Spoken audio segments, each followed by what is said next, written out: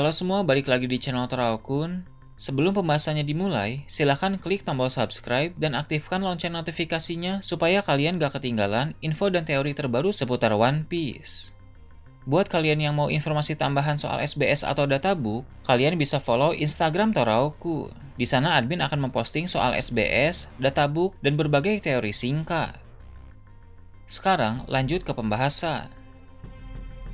Melanjutkan cerita dalam chapter yang lalu, cerita dalam chapter kali ini dimulai dengan memperlihatkan perpustakaan burung hantu. Seperti yang kita tahu, di sana ada Robin dan Chopper yang masih bersama dengan Sal. Mereka berdua masih ingin lebih lama di tempat tersebut sehingga Luffy dan yang lain telah lebih dulu pergi ke pesta yang ada di desa Elbaf. Di perpustakaan milik Sal, Chopper tertarik dengan burung hantu besar yang bernama Bibelot. Sal telah menjelaskan tentang Bibelot dalam chapter yang lalu. Dia sudah hidup selama berabad-abad dan memiliki kemampuan untuk mengubah objek menjadi besar. Kemampuan Bibelot adalah alasan mengapa buku-buku di perpustakaan itu bisa dibaca oleh para raksasa. Menurut Chopper, Bibelot sungguh menakjubkan. Sal pun mengatakan bahwa burung tersebut telah melewati berbagai masa dan melihat berbagai pertempuran. Di Elbaf telah terjadi banyak sekali perang sejak zaman dulu. Tak heran tempat itu bernama Warle. Berhubung Bibelot sudah hidup ratusan tahun lamanya, maka Sal yakin jumlah perang yang dia saksikan tak terhitung sudah berapa banyak. Merupakan suatu hal yang luar biasa bagi Bibelot bisa bertahan sampai sekarang ini, mengingat dia telah menjadi saksi dari banyaknya pertempuran yang terjadi. Chopper pun bertanya, apakah hewan-hewan di Elbaf memang memiliki jangka umur yang sangat panjang? Sal pun menjawab, jangka waktu kehidupan hewan di Elbaf memang lebih lama dibanding hewan-hewan di luar sana. Namun pada umumnya, usia dari hewan di Elbaf tidak sampai berabad-abad seperti Bibelot, sehingga burung itu bisa dianggap termasuk yang unik. Ada rahasia menarik tentang Bibelot yang akan segera terungkap.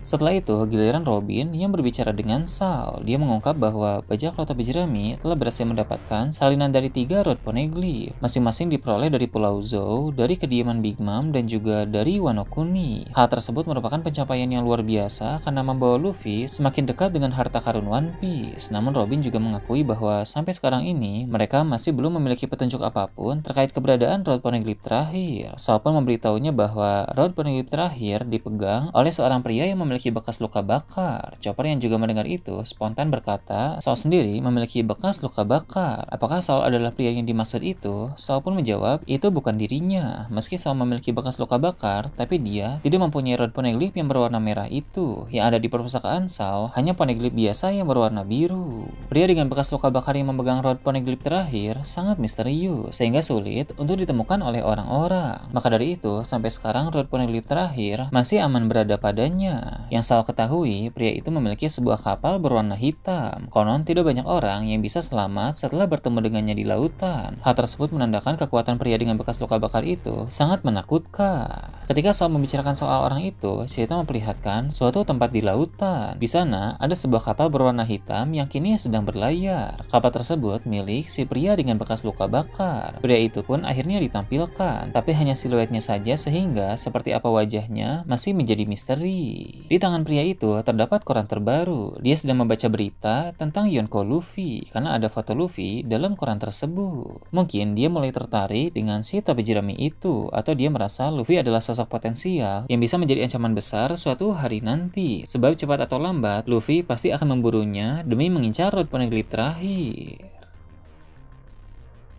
Kembali ke Robin dan Sal, di sana mereka mulai membahas topik lain. Robin bertanya, apakah selama ini tidak ada tanda-tanda pemerintah dunia mengetahui soal perpustakaan burung hantu? Sebab Robin khawatir jika mereka tahu soal keberadaan dari perpustakaan itu beserta dengan buku-buku di dalamnya, mereka akan mengambil tindakan yang ekstrim, seperti saat di Pulau Ohara dulu.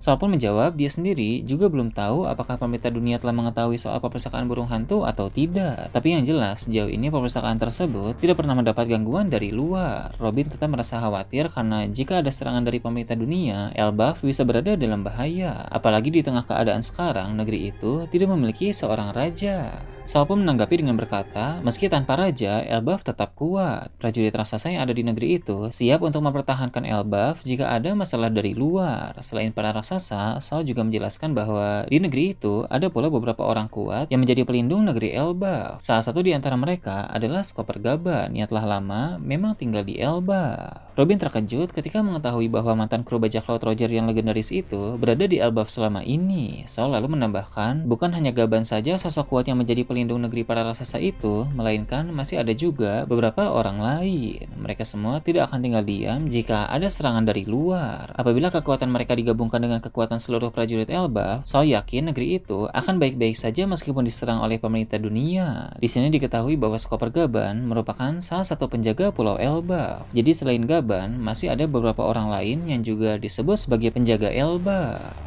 Tidak hanya itu, Saul mengaku dia juga memiliki kontak dengan pasukan revolusi, sehingga dia bisa meminta bantuan mereka pada saat-saat yang mendesak. Berhubung pasukan revolusi disinggung, Robin pun mulai membahas tentang organisasi itu. Robin bilang, berdasarkan berita yang dia baca, pergerakan pasukan revolusi saat ini sedang sangat agresif, sampai-sampai membuat pemerintah dunia menjadi kerepotan. Saul juga tahu tentang hal itu. Dia berkata keadaan lautan akan menjadi semakin panas. Beberapa waktu yang lalu, Saul sempat berdiskusi dengan pasukan revolusi. Dalam diskusi itu, Dragon dan para komandan ikut berbicara. Dragon berkata kepada Saul bahwa rencana mereka dalam memaksa pemerintah dunia menggerakkan kesatria suci telah berhasil. Kini beberapa kesatria suci mulai digerakkan untuk mengatasi masalah suplai makanan di Mary Joyce. Dragon pun bilang, berhubung kesatria suci berjumlah 9 orang, maka tentu mereka akan dibagi-bagi tugas. Sebenarnya kesatria suci saat ini berjumlah 8 orang, karena Garling sebagai Supreme Commander kesatria suci sudah naik jabatan menjadi seorang Gorosei. Belum ada kesatria suci baru yang diangkat untuk menutupi posisi yang kosong itu, sehingga sekarang kesatria suci berjumlah 8 orang, dengan dipimpin oleh komandan baru yaitu anak Garling alias saudara kembar Shang.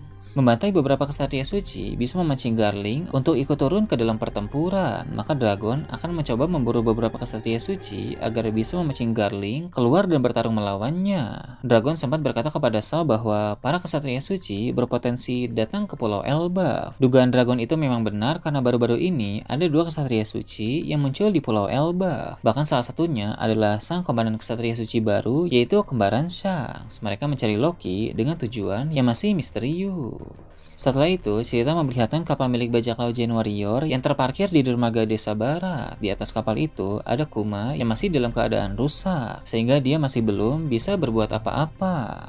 Tiba-tiba ada seseorang yang naik ke kapal dan mendekati Kuma. Belum diketahui siapa orang itu, tapi dari siluet yang muncul, dia memiliki tubuh yang besar. Mungkin dia adalah salah satu raksasa atau anggota ras Buccaneer. Apa sebenarnya tujuan dari orang itu masih belum jelas. Tapi apapun itu, tentu akan membawa dampak yang besar dalam cerita ke depan nanti. Semakin banyak karakter yang muncul, semakin kompleks juga cerita yang berjalan ini.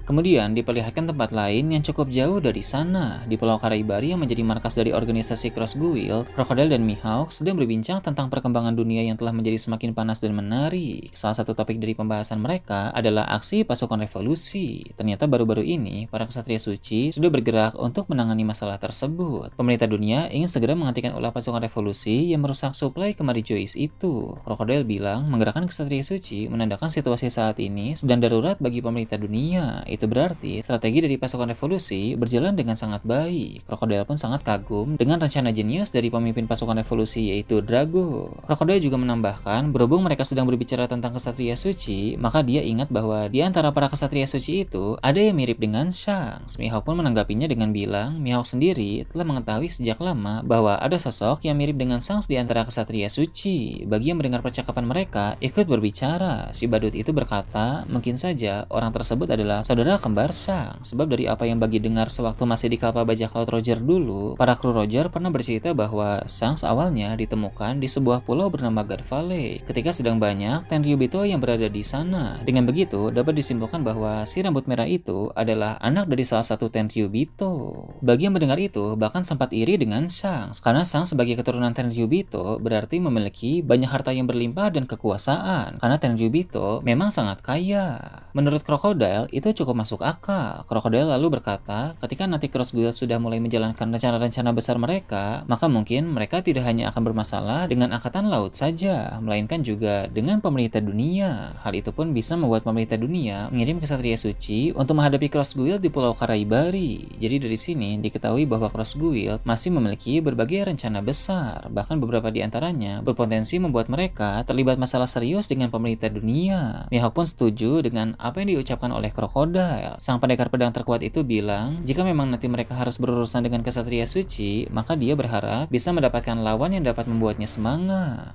Terakhir, cerita kembali menyoroti Pulau Elbaf. Saat pesta sedang berlangsung di sana, tiba-tiba datang seorang raksasa dengan tergesa-gesa. Dia ke sana untuk melaporkan sesuatu yang sangat penting kepada Jarul. Raksasa tersebut berkata, kunci untuk rantai Loki telah hilang secara misterius. Mendengar itu pun membuat raksasa di sana menjadi sangat kaget. Bahkan Luffy juga ikut terkejut karena sebelumnya Loki memang pernah bercerita soal kunci rantai yang bisa membebaskan Loki itu. Luffy pun bilang, bajak laut api jerami akan membantu para raksasa mencari kunci yang hilang itu. Di sini Luffy sama sekali tidak mengungkap soal pertemuannya dengan Loki karena dia telah berjanji untuk merahasiakan hal itu.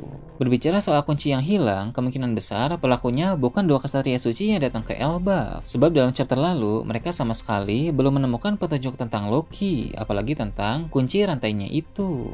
Maka, pelaku yang mencuri kunci rantai Loki itu adalah orang lain. Cukup menarik untuk menanti siapa sebenarnya sosok misterius yang mencuri kunci rantai Loki itu. Sosok tersebut pasti memiliki rencana tertentu dengan membebaskan Pangeran Loki. Nah, itu tadi berbagai hal menarik pada chapter 1136. Gimana menurut kalian? Silahkan tulis di kolom komentar di bawah. Oke, segitu aja untuk pembahasan kali ini. Jangan lupa like, share, dan subscribe untuk video menarik selanjutnya. Gue Tora Akun, Shambles.